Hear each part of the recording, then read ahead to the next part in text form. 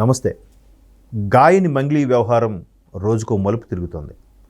అంటే ఆమె ఇన్ని రోజు కళాకారిణిగా, మంచి సింగర్గా పేరు ప్రఖ్యాతులు, డబ్బు సంపాదన, పేరు ప్రతిష్టలు తెచ్చుకున్న ఆమె ఒక్కసారిగా ఆమెలో ఉండే కళ, ఆమెకుండే పేరు మసకబారుతోందా అనేలాగా రకరకాల విమర్శలు వినిపిస్తున్నాయి.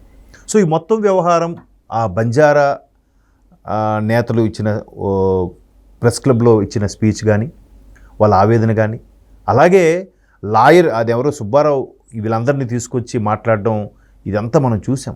సో ఈవిడ తెలివిగా విషయాన్ని పక్కతో పట్టించేలాగా మీడియా ముందుకొచ్చి ఏడవడం, ఆ తర్వాత వాళ్ళు ఎవరో తెలియదని చెప్పడం, వాళ్ళు అడిగితే ఈమె నాకు తెలుసు, ఈమె ఇంటికి వెళ్ళాను, ఈ ఇంట్లో పార్టీ కూడా చేసుకున్నామని చెప్పడం.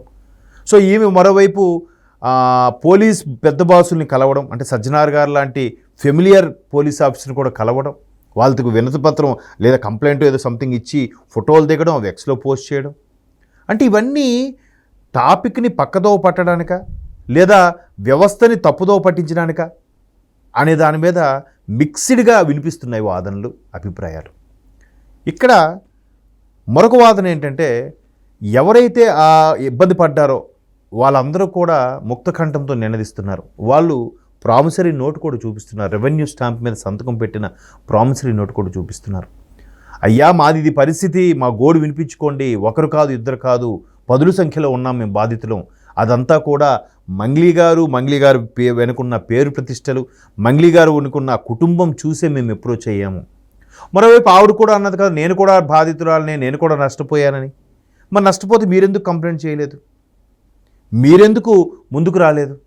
సో ఆ స్కామ్ 100 అంటున్నారు, 150 అంటున్నారు, 200 కోట్లు అంటున్నారు, ఇప్పుడు 1000 కోట్లు అని కూడా అంటున్నారు. ఏది వాస్తవం?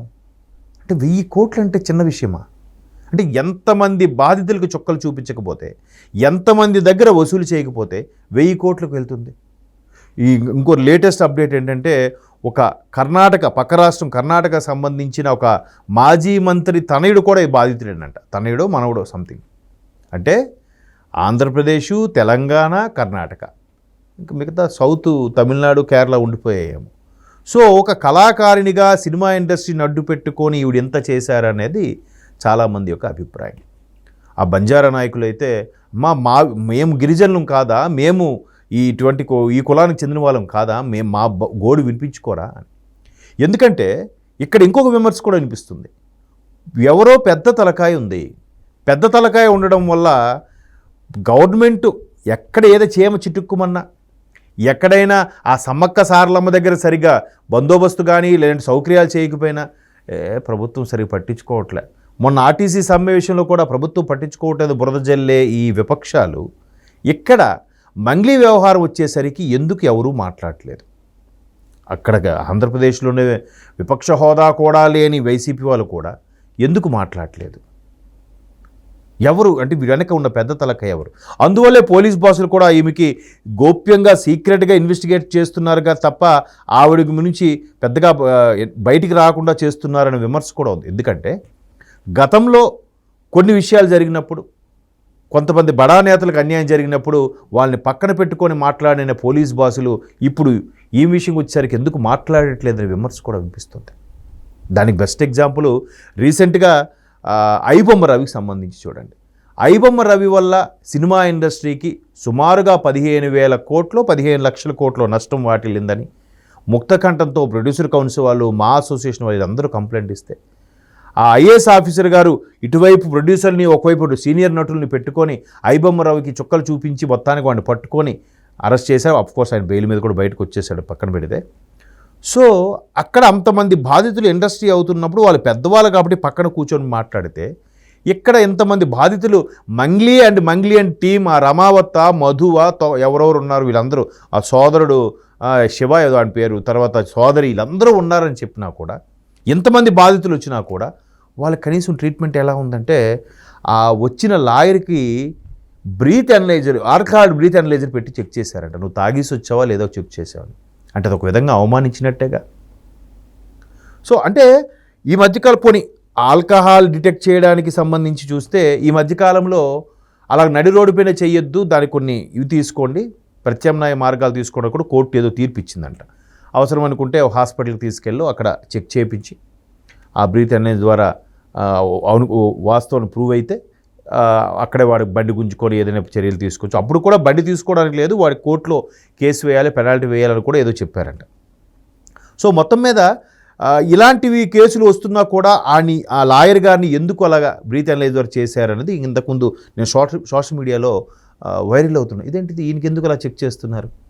అక్కడ ఐబొమ్మరావు విషయంలో పెద్ద పెద్ద తలకాయల్ని పక్కన పెట్టుకున్న వీళ్ళు ఇక్కడికి వచ్చేసరికి కనీసం వాళ్ళు పట్టించుకోపోగా వాళ్ళకి లాయర్కి వాళ్ళ తరపున బాధితుల తరపున మాట్లాడే లాయర్కి ఆ బ్రీత్ అనలైజర్ పెట్టడం అనేది అక్కడ ఉండే బాధితులు చాలా ఆశ్చర్యపోతున్నారు. ఏంటి మా సామాన్యుడికి న్యాయం చేయాలంటే ఎంత ఇబ్బంది పడాలా? డబ్బున్నోడికే న్యాయమా? పేరు ప్రతిష్టలు ఉన్న వాళ్ళకే న్యాయమా? మంగ్లీ గారి మీద ఎంత వ్యవహారం వస్తున్నా కూడా ఎవరు ఎందుకు అటు ప్రభుత్వం తరపున కానీ ఇటు ప్రతిపక్షం తరపు నుంచి కానీ ఎవరు ఎందుకు స్పందించట్లేదు? ఎందుకు ఎవరు మాట్లాడట్లేదు? ఇంకో 2 రోజులు మాట్లాడుకుంటాం, మహా అయితే రేపటికే ఇది చివరి పేజీ న్యూస్ అయిపోతుంది. ఎలాగో ఆమె చెప్పిందిగా, ఏడ్చుకుంటూ నాకు ఎందుకు నన్ను ఇన్వాల్వ్ చేస్తున్నారు, నా పేరు ప్రతిష్టలన్నీ పోయాయని చెప్తుందిగా. మరి బాధితుల పరిస్థితి ఏంటి? 1000 కోట్లు అంటే ఎంతమంది బాధితులు ఉన్నారు? ఒక్కొక్కటి దగ్గర ఎన్ని లక్షలు తీసుకున్నారు? ఒకసారి అంటే ఇది చాలా పెద్ద స్కామే అని చాలామంది అభిప్రాయం.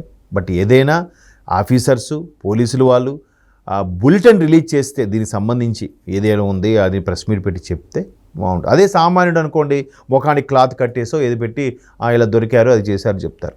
మరి సెలబ్రిటీలకు ఎలా చెప్తారు? సెలబ్రిటీలకు అయితే మాత్రం ఒక న్యాయము, సామాన్యుడికి అయితే ఒక న్యాయమా?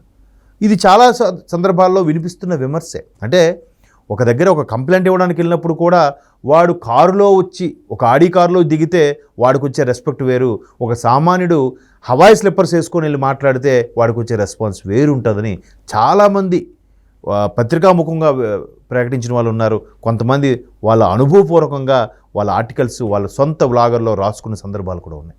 అంటే ఇవన్నీ కూడా చూస్తుంటే ఎంతో పెద్ద స్కామ్ నడుస్తుంది. ఎంతమంది బాధితులు విట్నెస్తో సహా, రెవెన్యూ స్టాంప్లో సంతకంతో సహా చూపిస్తున్నారు. ఎక్కడ ఎంక్వైరీ? మొన్న ఏమన్నారు, 2 రోజుల కిందట మంగ్లీ మీద అన్ని ఆధారాలు ఉన్నాయి, ఇంకా ఆమెకు తెలిసేవన్నీ జరిగాయి, ఆమె అనుచరులకి ఏ క్షణాన్ని అరెస్టు చేయొచ్చు అని కూడా వార్తలు హల్చల్లయ్యాయి. ఇప్పుడు ఏమైంది? ఏ అరెస్టు లేదు, ఏమీ లేదు. ఇది ఆల్రెడీ న్యూస్ పాత అయిపోయింది, ఆల్రెడీ మర్చిపోయారు జనాలకి. ఏంటంటే హాట్ న్యూస్ కావాలి, హాట్తో పాటు ఫ్రెష్ న్యూస్ ఉండాలి. ఫ్రెష్ లేదుగా, పాత అయిపోయిందిగా, ఇంకా అవసరం లేదు. సామాన్యుడికి ఏముంది? తిరుగుతాడు కోర్టుల చుట్టూ తిరుగుతారు. ఈలోగా వాళ్ళు బిజీ ఆర్టిస్టులు, బిజీ కళాకారులు కాబట్టి వాళ్ళ తరపున లాయర్ని ఎవరినో పెట్టి రావడానికి కుదరట్లేదు, ఇంకో వాయిదా తీసుకోండి, రావడానికి కుదరట్లేదు, ఇంకో వాయిదా తీసుకోండి. డబ్బున్నోళ్ళకి అది సాధ్యమేగా.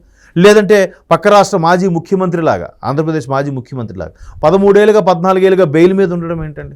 ఈలోగా ఆయన ముఖ్యమంత్రి అయిపోవడం, మళ్ళీ 6 నెలలకో 3 నెలలకో వచ్చి రప్పరప్ప అనుకుంటూ మంది మార్పుతో వచ్చి కోర్టు ముందు హాజరవడం, మళ్ళీ వెళ్ళిపోవడం, ఇదంతా సిల్లీగాను, ఆశ్చర్యంగాను, వింతగాను అనిపించట్లేదు.